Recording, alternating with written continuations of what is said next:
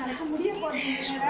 இன்னும் கொஞ்ச நேரத்தில் சாமி வந்து போயிட்டாங்க. கொஞ்ச நேரத்தில் மஞ்சள் பூச்சி எல்லாமே இருக்கும்.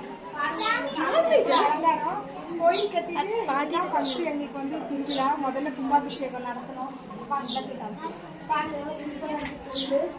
முந்தி வந்து சின்ன கோயிலா இருந்தது. இப்போ நாங்கள் கட்டினதுக்கு அப்புறம் ரொம்ப பெருசாகிடுச்சு. பாருங்க, அம்மன் சாமி, பத்திரகாளி சாமி எல்லாருமே உள்ள இருக்காங்க. உச்சிமாலி அம்மன் அப்படின்னு நிறைய பேர் இருக்காங்க. இன்னும் இது வந்து சுடல சாமி இங்கே இருக்காங்க. பாருங்க, இது வந்து சுடல சாமி. வைரவர் இருக்காங்க.